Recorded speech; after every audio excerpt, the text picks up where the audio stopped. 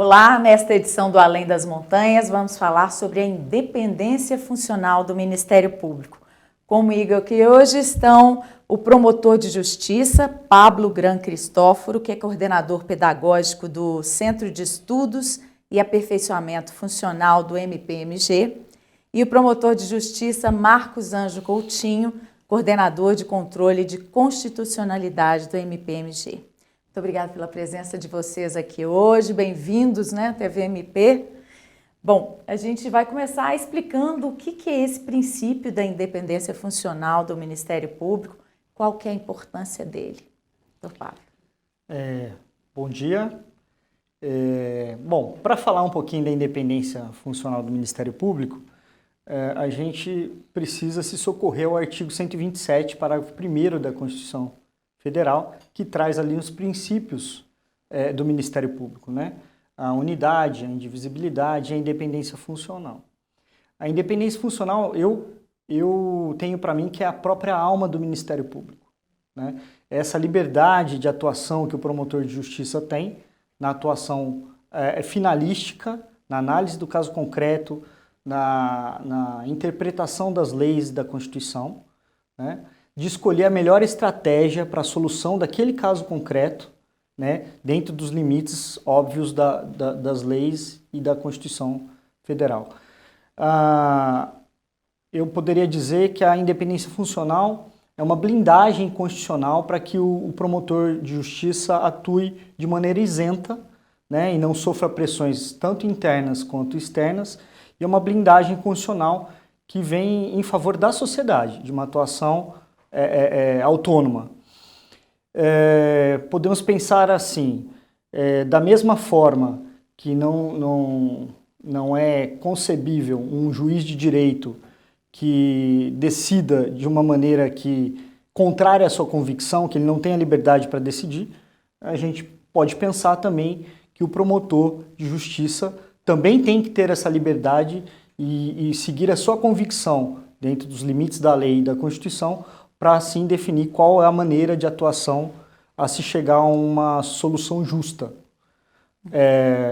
E essa independência funcional é realmente a alma do Ministério Público e ela se diferencia de muitas carreiras jurídicas, né? Porque não há uma hierarquia funcional dentro do Ministério Público. O promotor está vinculado à sua convicção e ao ordenamento jurídico. Eu acho que em linhas bem rasas seria isso. Doutor Marcos, qual que é a importância disso? Como é que essa independência funcional contribui para que o trabalho do Ministério Público seja eficaz e garanta a defesa de direitos, né? Abrindo um pequeno parênteses, a independência funcional ela pode ser antagonizada com o princípio da hierarquia. O princípio da hierarquia é uma regra de direito administrativo comum, né? É quando o chefe pede para o subordinado, olha, faça essa minuta desse ato nesse sentido. Ou um chefe de um setor administrativo do Poder Executivo, por exemplo, chega para o seu subordinado e fala, olha, o guichê hoje você vai abrir esse horário e eu quero que tenham tantas pessoas aqui no guichê para atendimento ao público. A hierarquia significa uma relação de chefia, de direção no exercício das atividades inerentes a determinada repartição pública. No caso do Ministério Público, a hierarquia, se fosse o princípio regrador, né, o princípio geral que determinasse a atividade fim, ou seja, a prática do dia a dia, o oferecimento de denúncias, o manejo de ações civis públicas, a realização de TACs, os acordos, né, os termos de ajustamento de conduta, a situação funcionaria de forma bem didática, mais ou menos assim. Um procurador-geral de justiça, por exemplo, chegaria para o promotor e falaria assim, olha, esse caso aqui eu não acho que essa pessoa mereça ser processada por um crime de roubo. Eu acho que não foi crime de roubo nesse caso, então peço o arquivamento. Se o princípio da hierarquia fosse aplicado ao Ministério Público, seria assim que a instituição iria funcionar. A relação do procurador-geral, do Ministério, de qualquer Ministério Público, como é que é com os procuradores e os promotores? Então, na medida em que esse princípio da hierarquia ele não se somou ao princípio da indivisibilidade da unidade, e sim, como princípio institucional, veio a concepção e a construção da independência funcional, os promotores têm uma liberdade regrada, ou seja, uma liberdade dentro da Constituição e das leis vigentes, evidentemente, para formar a sua convicção no caso concreto. Então, se eu achar que determinado ato de improbidade foi praticado por um prefeito, eu, com aquelas provas, eu posso manejar uma ação de improbidade, mesmo que isso não seja uma visão do meu chefe administrativo. No âmbito do Ministério Público, existe hierarquia, existe chefia? A resposta é sim. Existe chefia e existe hierarquia, mas num viés estritamente administrativo. Ou seja, o chefe do Ministério Público do Estado de Minas Gerais é o Procurador-Geral de Justiça de Minas Gerais. O chefe do Ministério Público Federal é o Procurador-Geral da República, né? E por assim vai ao longo de todos os ramos do Ministério Público. Mas essa chefia, ela é administrativa, ela não é funcional, justamente para que exista essa autonomia subjetiva, no sentido pessoal, do membro do Ministério Público para a tomada das suas decisões amparadas na Constituição e na lei. Doutor Pablo, o Ministério Público promove justiça, mas não está inserido no sistema do Poder Judiciário, né, brasileiro. Como é que é isso? Sim. Antigamente tinha-se a ideia de que o Ministério Público fazia parte do Poder Judiciário, né? Hoje em dia já não se pensa assim. O Ministério Público é uma instituição autônoma, né? É uma instituição essencial e permanente, essencial à atividade jurisdicional, então atua juntamente com o Judiciário, né? Mas ele não faz parte do Judiciário. Vamos pensar assim de uma maneira bem didática.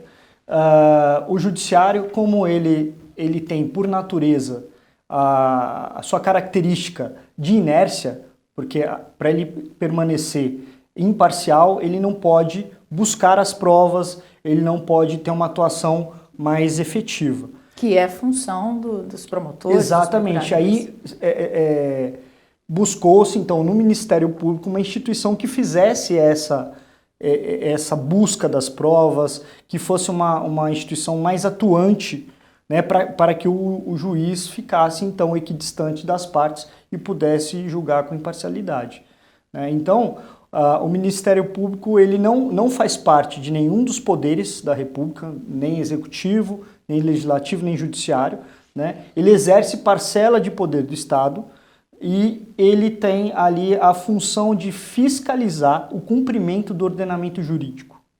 Né? De todos esses poderes. De todos esses poderes. Né? Então existe essa atuação. Ele é um personagem sui generis, porque assim como ele atua, e ele tem ali a intenção de comprovar e de demonstrar o fato no caso concreto, ele também tem aquela tarefa de cumprir o ordenamento jurídico, né? E fazer com que os outros poderes também cumpram o ordenamento jurídico. Né? Então é um ator sui generis.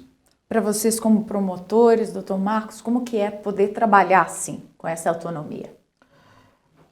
A independência funcional, como o colega Pablo colocou, é a espinha dorsal do Ministério Público brasileiro. Por quê? Porque num país que, evidentemente, tem uma Constituição planejadora, né, os objetivos da República no artigo 3º são planos traçados para gerações atuais e futuras, reconhecendo um passado patrimonialista no Brasil e com déficits civilizatórios naturais de um país novo, não é? O Brasil é muito novo. O Brasil, se nós formos ver até historicamente, o Brasil era um mero entreposto comercial até a família de Portugal chegar aqui, né? Fugida de Napoleão. Isso são muito poucos anos, se nós formos ver historicamente.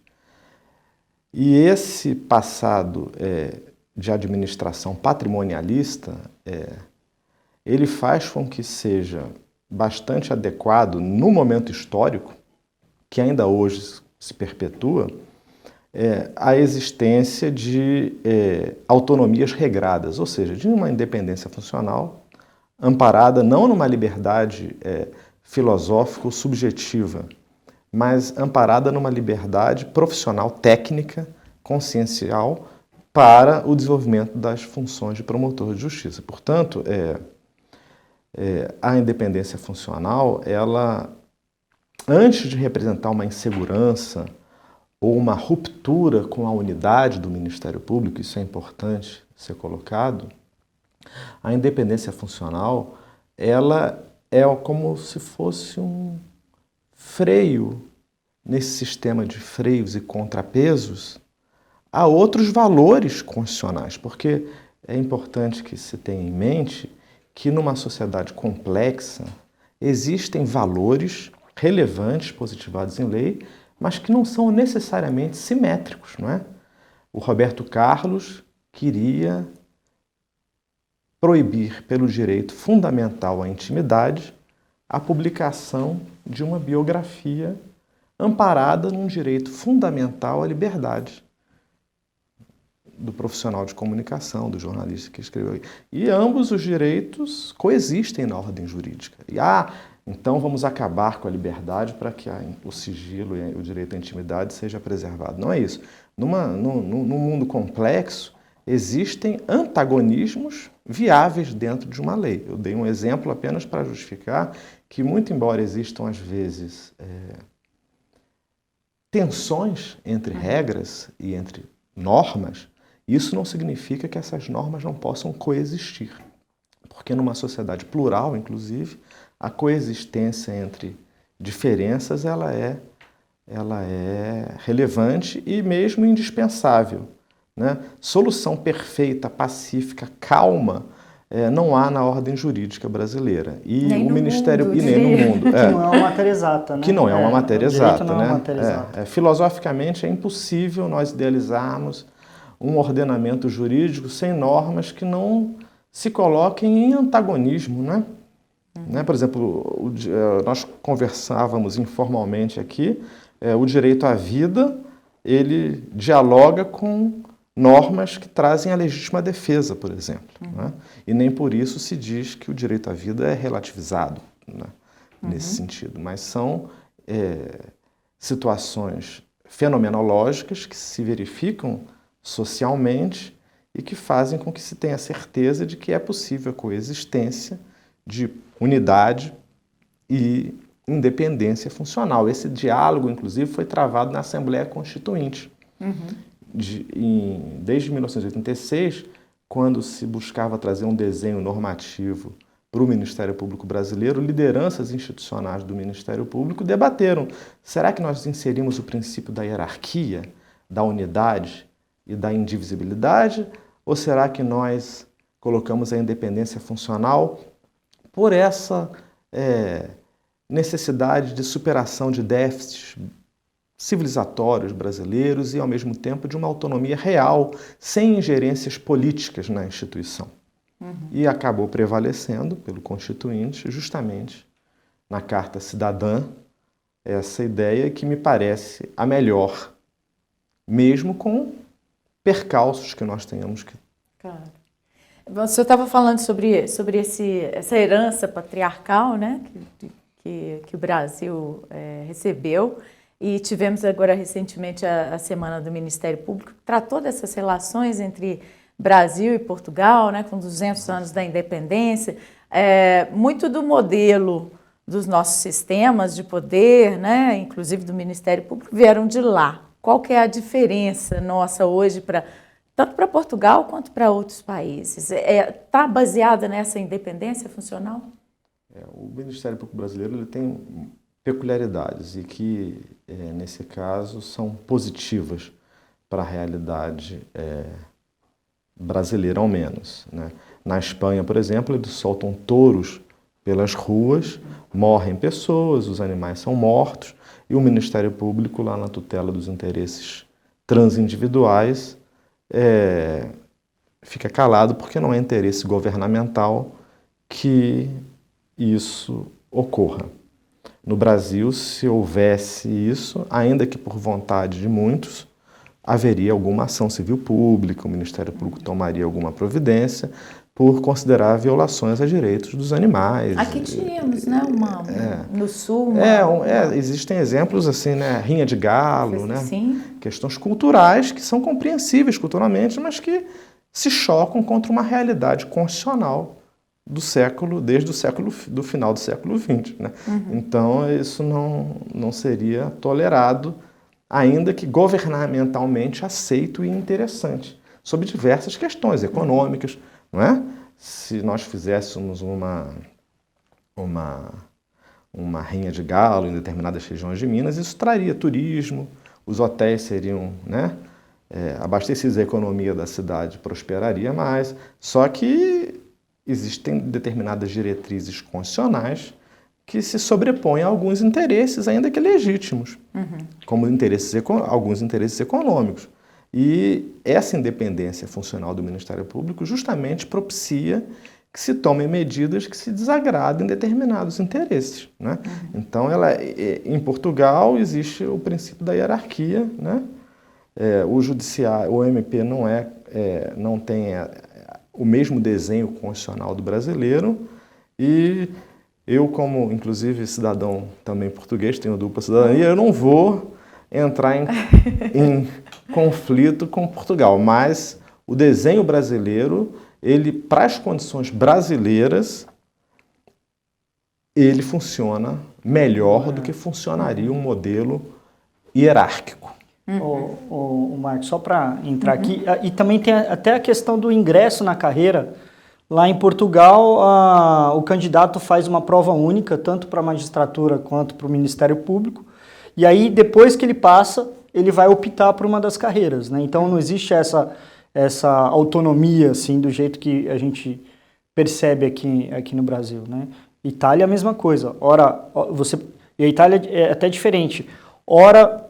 Você pode optar por ser promotor de justiça em determinada comarca e depois em outra comarca você remove e passa a ser juiz de direito. Aqui não, aqui o Ministério Público é uma instituição autônoma com as suas regras próprias. Ok. Depois do intervalo nós vamos falar sobre a relação, né, essa independência funcional quando promotores, procuradores trabalham em conjunto no mesmo processo. Aguarde que a gente volta já já.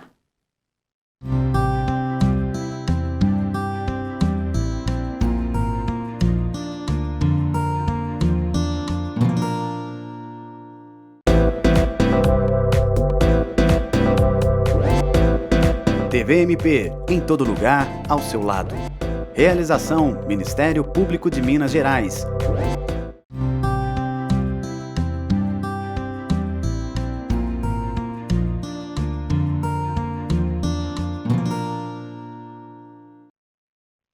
O Além das Montanhas de hoje discute a independência funcional do Ministério Público.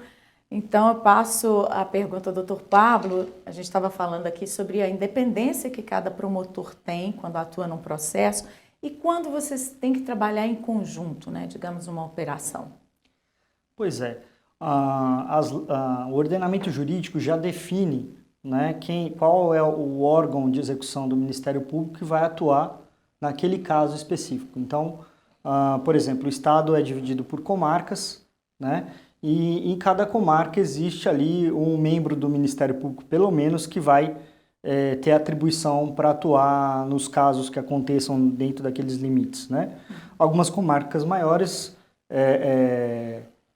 nessas comarcas existirão mais de um promotor de justiça e aí haverá uma divisão interna de atribuição para atuar em determinadas matérias, né? Então a lei já define quais são esses promotores para que não haja ali escolha do promotor para aquele caso específico. São regras pré-definidas, né, para que não haja surpresa para ninguém. O que acontece é que muitas vezes, um caso mais complexo, o promotor daquela comarca específica onde o caso aconteceu que está assoberbado com outras atribuições, né, ele necessite de auxílio de outros colegas que venham a facilitar ali aquela análise daquele caso. Né, colegas com uma especialidade maior ou... De promotorias, por exemplo, aqui, né, na capital, da que tem as capital, promotorias específicas de cada área. Sim. O próprio Ministério Público, hoje ele é dividido aqui, a administração, em centros operacionais de apoio a esses promotores definidos por áreas. Então, um promotor que tenha um caso grandioso do meio ambiente, por exemplo, na sua comarca, ele pode solicitar o auxílio aqui dos centros de apoio operacional. E aí se formará uma força-tarefa para auxiliá-lo ali naquele caso concreto. Nos casos dos desastres, né? Mariana, Brumadinho, isso aconteceu. Exatamente. Então ele pode, como promotor natural que ele que tem a sua atribuição definida em lei, ele pode solicitar esse apoio dos centros de apoios operacionais. Doutor Marcos, esse princípio da independência funcional, ele é relativo? Ou ele é essencial e não imutável, digamos assim?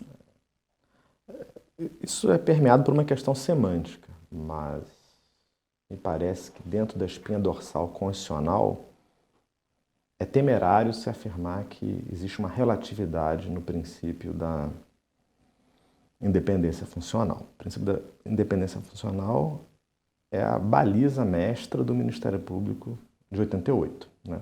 E que é um Ministério Público que trouxe, entre erros e acertos, notáveis conquistas para a sociedade brasileira. Portanto, não que ele não seja supervisionado? Sim. E aí entra justamente a observação. Numa ordem jurídica existem tensões entre determinadas regras e princípios para quem defende a divisão das normas jurídicas entre regras e princípios. Mas essas tensões, elas não significam necessariamente uma relativização, né? Isso talvez para o leigo isso seja permeado de mais incompreensão, mas eu procurei dar no bloco anterior, inclusive, aquele exemplo do Roberto Carlos com o jornalista. Não há uma relativização da liberdade nem do direito à intimidade, mas é que em determinadas situações existem normas cedem mais do que outras em algumas situações concretas. Né? Então, por exemplo, a independência funcional, ela tem um caráter absoluto quando a gente diz que o Procurador-Geral de Justiça de um Ministério Público do Estado não pode determinar o que se fazer numa ação penal para o promotor. E nem uma determinação externa, né? Não pode haver, do Conselho Nacional do Ministério Público. Do Administrativo, do Executivo. Né? Então, por exemplo, nesse viés colocado aqui, é absoluto. Né? Mas, evidentemente, que o Ministério Público, por exemplo, tem planejamentos estratégicos, né? E motivadamente, por exemplo, se é um planejamento estratégico de uma determinada região brasileira combater extração ilegal de madeira, um exemplo apenas, e que isso abrange 5 ou 6 comarcas, e isso é alvo de um ofício do Centro de Apoio Operacional, seria muito estranho um dos integrantes dessa comarca, por exemplo, se recusar a investigar a extração ilegal de comarca com base na independência funcional. Porque, para começar, isso não seria independência funcional. Há uma notícia de uma realidade regional e isso, semanticamente, poderia ser dito, olha, então há um enfraquecimento da independência funcional. Na verdade, a independência funcional ela dialoga com a unidade. Esse diálogo com a unidade... Se há uma denúncia, ela tem que ser investigada. Esse diálogo com a unidade é a própria questão de freios e contrapesos internos do Ministério Público. Né? E o Ministério Público ele tem deveres de prestação de contas sociais. Né? O cidadão de Manhuaçu, ele gostará de receber um mesmo tratamento de um cidadão de Muriaé. Então, dentro dessa complexidade das relações sociais, a independência funcional ela dialoga com outras regras e, por vezes, pode ocorrer tensões. Agora, isso não significa que, por causa de tensões, se possa dar uma interpretação de que, tá vendo? O promotor de Moraé pensou dessa forma em relação ao promotor de Rio Pardo de Minas. Dessa forma, eu tenho para mim que a independência funcional deve acabar, porque não há uma unidade. Não. Porque se a independência funcional acabar, todos os promotores do Estado vão deixar ou atuar ativamente, deixar ou agir de acordo com determinações de outras pessoas. E por outro lado, doutor Pablo, há limites para essa atuação do Ministério Público? Então, só fazendo uma complementação que o Dr. Marcos falou, na verdade, como eu disse no início, a independência funcional é a alma do Ministério Público. Então, pensar numa relativização disso seria realmente desconstruir a ideia de Ministério Público. Muito se tem com a ideia de equiparar o Ministério Público a uma empresa privada, que tenha metas, resultados, só que uma empresa privada ela tem ali uma estrutura hierarquizada, né? Como eu disse no início, carreiras jurídicas outras que têm essa estrutura hierarquizada, aquele que está no front, ele vai seguir determinações de quem está na chefia. Né? Muitas vezes, ele, até contrariamente à sua convicção. E não é isso que se espera da atuação do Ministério Público, do promotor de justiça ou do procurador de justiça. Né? Nós temos alguns mecanismos para auxiliar o promotor nessa tomada de decisão de qual a melhor estratégia de atuação. Né? Então, hoje nós temos os planos gerais de atuação, que até o Dr. Marcos falou. Né? Então, a chefia do Ministério Público, juntamente com os promotores de justiça, criam quais são aqueles temas que devem ser priorizados, né? Se atentando às especificidades de cada local. Então, existe esse plano geral de atuação para que ganhe uma uniformidade. Né? Além disso, a gente tem as orientações da corregedoria, que não são orientações cogentes, obrigatórias, mas que traçam ali um pensamento da instituição. Né? O próprio Centro de Estudos e Aperfeiçoamento Funcional, que eu sou coordenador pedagógico agora, ele traz ali, no seu papel, a atualização jurídica, né? Formando ali uma homogeneidade de pensamento também, né? Uma escola institucional. Então ali a gente vai trabalhando as questões sensíveis, né? Dando assim um arcabouço jurídico para o promotor tomar essa decisão lá na frente. Né? O ingresso na carreira do Ministério Público é muito sensível. Então, o próprio Ministério Público, no seu concurso, ele deve ali atentar para quem que ele deseja em seus quadros, quem que é o vocacionado, quem pensa como defensor da sociedade. Né? Então, tudo isso vai dando a ideia de que há uma flexibilização, né, uma relativização do princípio da independência, e não é. Né? Até na semana do Ministério Público que nós tivemos agora, aqui no Ministério Público de Minas Gerais, um conselheiro nacional do Conselho Nacional do Ministério Público deu o exemplo de uma bola grande, né, uma metáfora. A bola grande ela sinaliza uma unidade, e onde tem várias mãos girando a bola no mesmo sentido. Né? Essas várias mãos seriam dos membros do Ministério Público. E mesmo que haja um ou outro que esteja forçando para o sentido contrário, ainda assim a bola vai girar com a maioria no sentido adequado, por assim dizer. Né? Então, só fazendo esse complemento que eu achei que seria didático aqui. Uhum. Agora eu me perdi na não, os limites, que eu tinha questionado sobre os limites, se há limites, né, na atuação do Ministério Público. Eu vou aproveitar essa pausa para colocar que, filosoficamente, e uma instituição que trabalha com a justiça e a promoção da justiça, e a justiça não é matemática, muitas vezes as mãos que giram minoritariamente são as mãos que estão certas. Exatamente.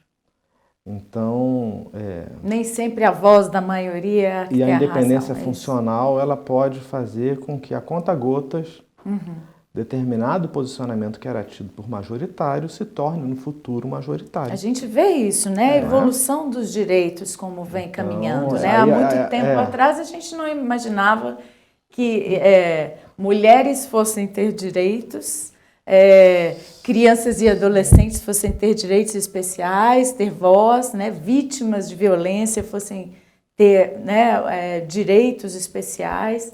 Isso tudo é para garantia de direitos da sociedade em geral, né? A mutação das concepções jurídicas, elas são muito ligadas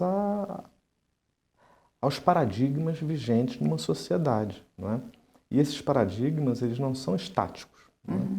Então, a independência funcional tem um caráter metafísico e torna o Ministério Público mais dinâmico também. Isso, evidentemente, é um argumento que não tem uma concretude, muitas vezes matemática, né? Mas que mostra a relevância de internamente haver uma oxigenação de ideias dentro do Ministério Público.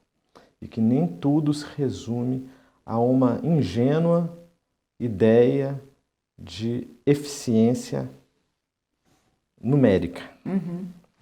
E nem é bom que seja, né, um Ministério Público homogêneo, porque as atuações vão ser limitadas, eu imagino, né? Mas a gente estava falando das limitações. Não sei se vocês estão fugindo da pergunta. Mas há limitações para a atuação? Sim, há limitações, porque o promotor está vinculado, e o procurador de justiça está vinculado, né, na livre escolha, né, da melhor estratégia, da melhor interpretação no caso concreto, né, às leis e à Constituição Federal, ao ordenamento jurídico como um todo. Né? Então, ele não pode agir contra o ordenamento jurídico. Né? Ele está sempre balizado dentro do ordenamento jurídico. E esse ordenamento vai ali permitir com que ele transite e encontre ali dentro desses limites o que é justo. E quando ele não está atuando dessa maneira, quem age? A Corregedoria? Corregedoria Geral, na verdade, o Ministério Público ele é extremamente controlado. Né? A sociedade controla o Ministério Público, né? Nós temos aí atendimento ao público, questionamentos da própria sociedade. O Poder Judiciário também controla o Ministério Público, porque as ações, né, que o Ministério Público provoca a atuação do Judiciário e muitas vezes o Judiciário define não como queria o Ministério Público. Então, há esse controle do Judiciário, inclusive por instâncias. Muitas vezes devolve, né, uma denúncia. Exatamente. E também o controle mesmo das mídias, né, a própria imprensa, que está sempre controlando os agentes, e assim deve ser. Né? E as corregedorias, né, internas, que fazem esse controle de atuação para verificar se o promotor de justiça está dentro dos limites da independência funcional ou ele está agindo contra a lei e o ordenamento jurídico. Né? E também o Conselho Nacional do Ministério Público na sua Corregedoria Nacional. Também faz esse papel. Quando acontece do promotor, do procurador estar agindo fora das leis, como é que é a condução? Faltas funcionais, né, quando há uma atuação contrária à ordem jurídica, não pela vislumbre de uma consequência jurídica diferente. Por exemplo, o promotor pode achar que um caso é para arquivar o inquérito porque ele não viu um crime e depois se verifica que esse crime ocorreu. Aí é uma questão funcional relacionada à atividade fim. Acertando ou errando, não há sancionamento. Entretanto, um promotor que eventualmente arquive um expediente, vou dar um exemplo, para beneficiar determinada pessoa, aí há uma falta funcional. Isso não é independência funcional. Independência funcional não é sinônimo de liberdade sem regras, não é? Então, o controle existe funcional pela Corregedoria do Ministério Público, é o controle comum, né? Um controle excepcional se dá, extraordinário, pelo Conselho Nacional do Ministério Público, que é um órgão de controle externo do Ministério Público brasileiro, né? Mas, funcionalmente, por exemplo, há um controle também da própria atividade fim, só que não pela corregedoria. Por exemplo, um promotor que recebe uma notícia de que tem uma vaquejada ou de que tem uma rinha de galo em tal lugar. E aí ele fala assim, olha, a questão cultural se sobrepõe a eventual ilícito. Nesse caso, eu não vislumbro determinada situação. E indefiro a instauração de inquérito civil para apurar essa situação. O cidadão que fez a representação, ele pode, inclusive, recorrer para o Conselho Superior do Ministério Público, que é um órgão colegiado do Ministério Público Estadual, que revê indeferimentos por meio de recursos ou arquivamentos de inquéritos civis.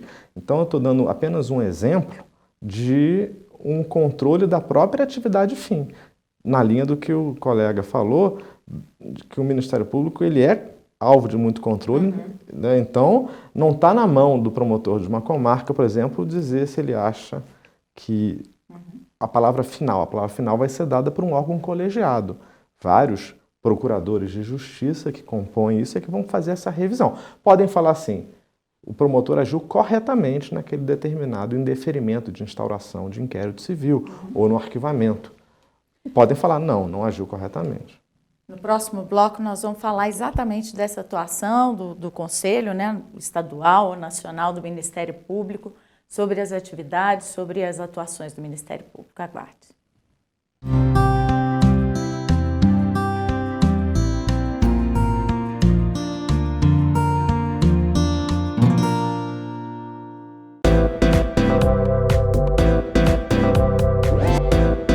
TV MP, em todo lugar, ao seu lado.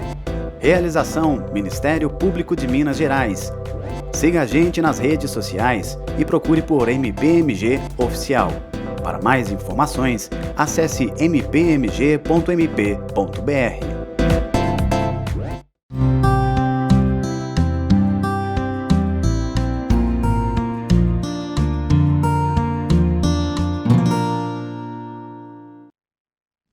O Além das Montanhas, que está falando sobre a independência funcional do Ministério Público, agora vai falar sobre o controle do Ministério Público.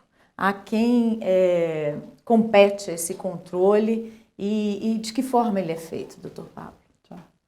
Bom, como eu disse antes, existe o controle em várias esferas, né? Então, a sociedade que tem ali a atenção na atuação do Ministério Público, né? O próprio Poder Judiciário, a imprensa, né? E além dos controles interno e externo do Ministério Público, nas estruturas internas do Ministério Público, que, por exemplo, na questão administrativa existem a auditoria, né, interna do Ministério Público, e externamente existe o Conselho Nacional do Ministério Público que faz esse controle administrativo, né, esse controle de gestão, né, do Ministério Público, né?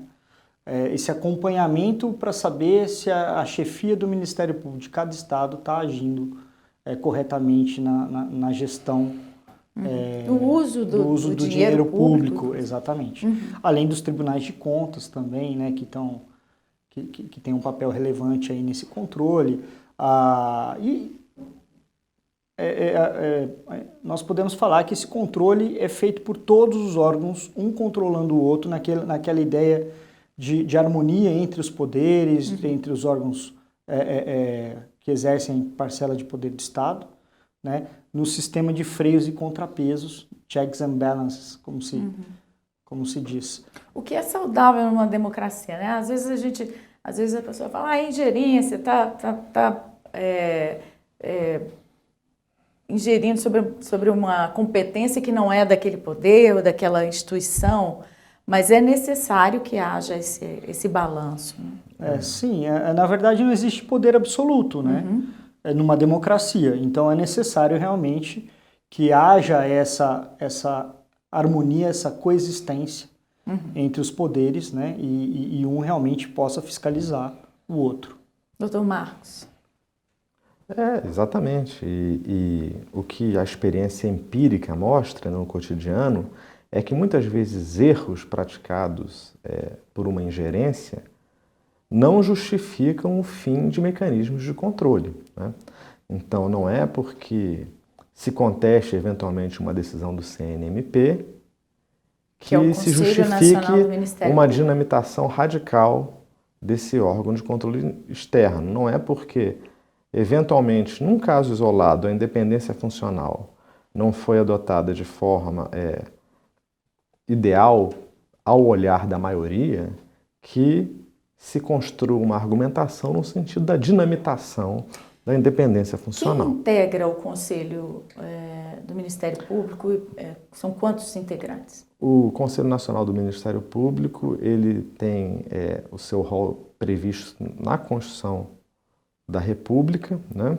Chefiado pelo Procurador-Geral da República, é composto de forma a sustentar uma composição paritária entre os ministérios públicos. Existem 4 membros do Ministério Público da União, respeitados os ramos internos, né, do Ministério Público da União. Então é o MPF, o Ministério Público do Trabalho, o Ministério Público Militar, o Ministério Público do Distrito Federal e Territórios, por 3 integrantes dos Ministérios Públicos Estaduais, 2 representantes do Poder Judiciário, 2 juízes indicados pelo STJ e STF, e 2 São cidadãos todos integrantes indicados. Por indicados algum e 2 cidadãos de reputação ilibada indicados pelo Poder Legislativo.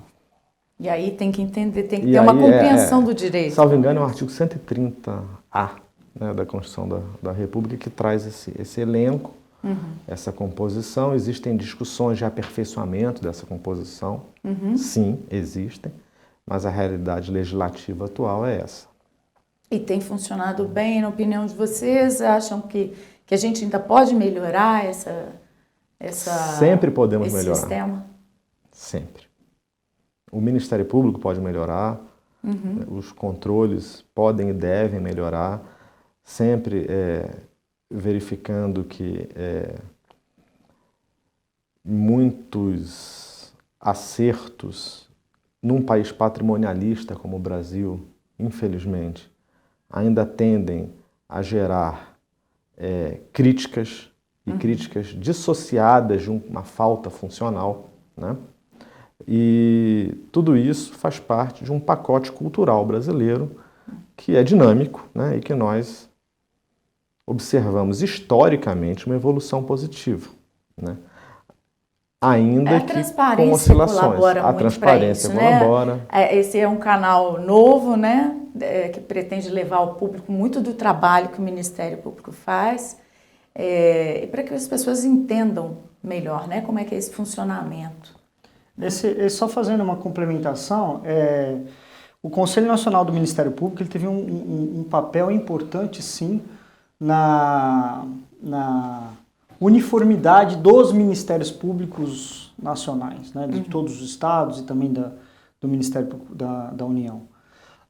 Então, antigamente, cada Ministério Público tinha uma regra de ingresso, tinha uma regra... regras internas, e muitas vezes um diferente do outro. E aí veio o Conselho Nacional do Ministério Público e uniformizou muitas dessas regras, né, e dando esse caráter de unidade mesmo do Ministério Público. E uma coisa interessante também é que dentro do Ministério Público existem comissões temáticas para tratar questões sensíveis da defesa da sociedade. Então, como, ali, por exemplo? Por exemplo, meio ambiente, o sistema carcerário e violência doméstica. Então, existe um pensamento em ebulição dentro dessas comissões que podem muito contribuir para o debate para a atuação final do Ministério Público. Para a evolução, da garantia de direitos. Exatamente. E a própria escola, né, nacional do Ministério Público também buscando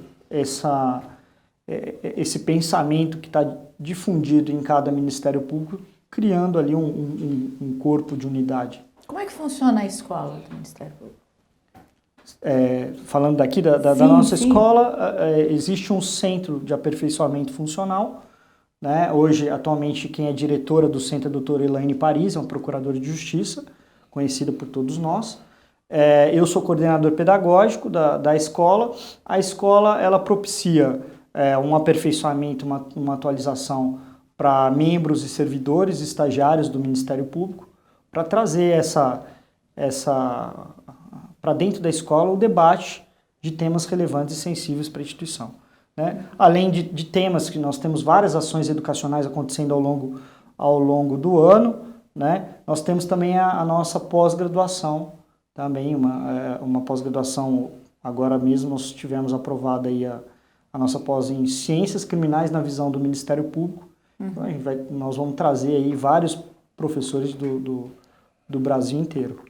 Quem está na carreira do Ministério Público não pode parar de estudar, né? Eu acho que a gente vivendo numa sociedade brasileira que está em ebulição, até no mundo, né, em ebulição, com constantes mudanças e com mudanças de visão, de referências, isso é necessário, né, doutor Marcos? Sim, a academia ela é indispensável para um êxito institucional, e aí entra a questão da escola, porque o estudo amplia os horizontes e a crítica relacionada a temas que muitas vezes não há uma verdade exclusiva em determinada situação. Por isso que um aperfeiçoamento no campo das ciências sociais aplicadas, um aperfeiçoamento filosófico dos membros do Ministério Público, tem muita relevância na qualificação do trabalho fim deles. Evidentemente, existem muitas dificuldades nessa seara, porque o Ministério Público brasileiro ele convive com dificuldades de distribuição dos seus serviços, existe uma demanda crescente em relação a uma estagnação do quadro, do parque informatizado dos ministérios públicos, e muitas vezes não há tempo para muitos promotores, muitos procuradores da República realizarem uma atualização que desejariam realizar. Isso é um desafio do Ministério Público brasileiro, mas sem dúvida nenhuma o aperfeiçoamento é um vetor que tem que ser otimizado de forma crescente em todos os ministérios públicos, em todos os ramos do Ministério Público. E em Minas, que é um estado tão grande, com tantos municípios, né? Como fazer essa atualização para promotores que estão mais distantes, né? Norte de Minas, Vale de Jequitinhonha, Triângulo. Minas são muitas, né? Então, hoje em dia a tecnologia tem ajudado, né? Essa cultura da ação educacional híbrida ajudou muito. Então, ontem mesmo nós tivemos aí uma ação educacional, chama Projeto Segunda, 18 horas. É um projeto em que a gente consegue trazer temas atuais, às vezes ousar um pouco mais, não só jurídicos, né? Dentro daquela ideia de que quem conhece o direito é só o direito, não conhece o direito. Mas ontem nós tivemos uma ação educacional com o Dr. Wagner Marteletto, docente, sobre dolo na improbidade, que é um tema super atual. E numa segunda-feira à noite nós tivemos 220 participantes dessa ação que foi virtual. Então, isso facilitou demais, né?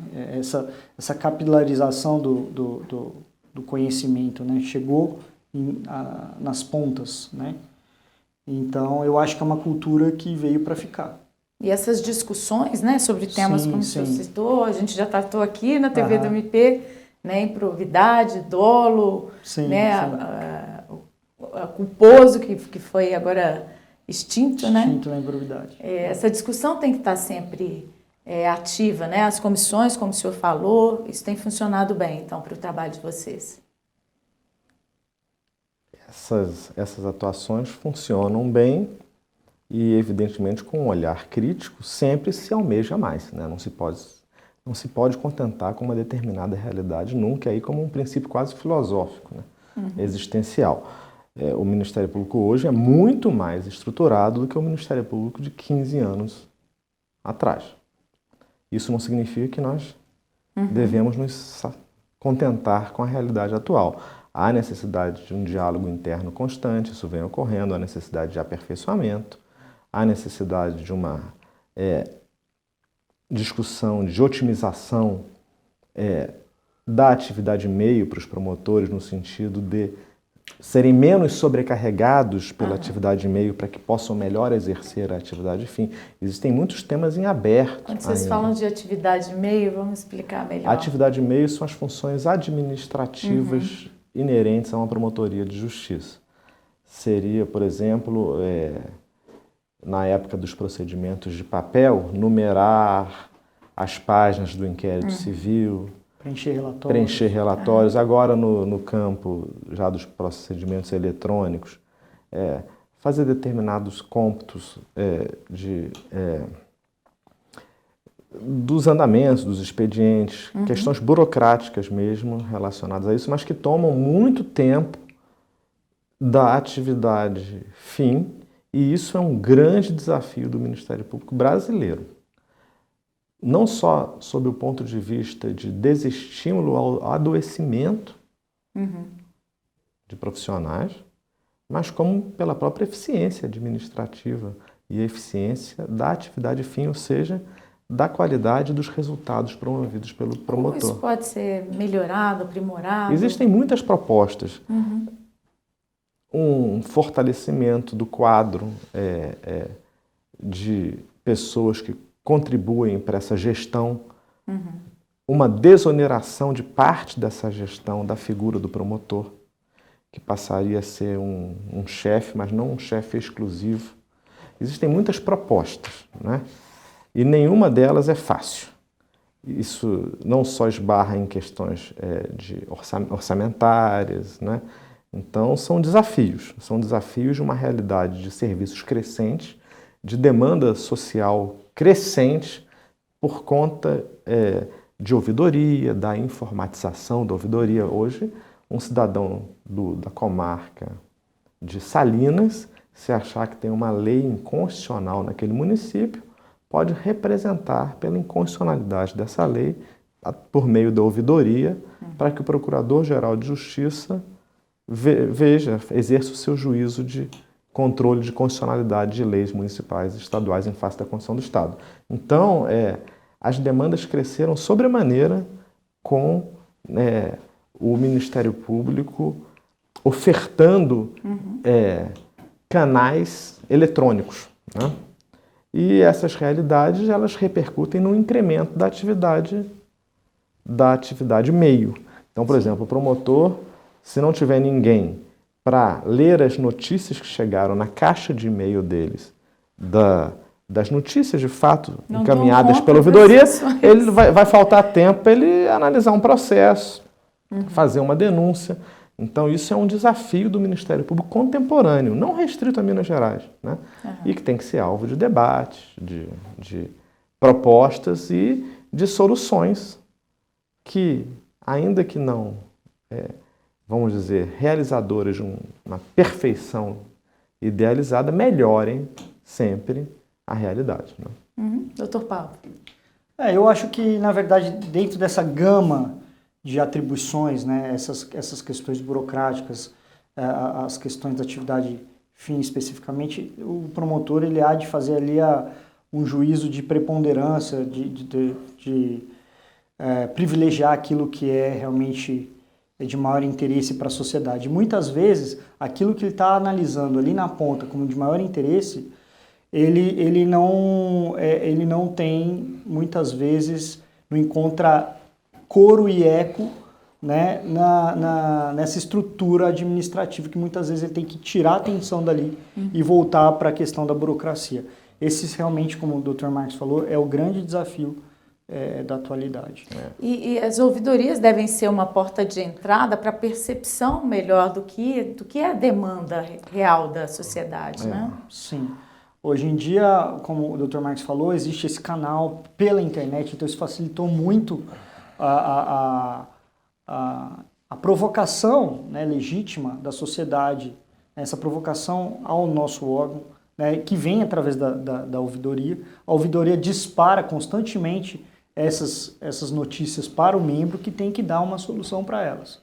Né? Algumas notícias, claro, não tem qualquer substrato, e aí o promotor pode arquivar, e até a própria ouvidoria faz muitas vezes esse trabalho de filtragem, né? E outras vezes realmente que são de interesse da sociedade, o promotor tem que levar adiante. Agradeço muito pela presença de vocês aqui hoje, por tantos esclarecimentos, né, importantes para a sociedade, para o nosso público da TV MP. E, por favor, voltem mais. A você que está nos assistindo, muito obrigada pela audiência. Continue conosco.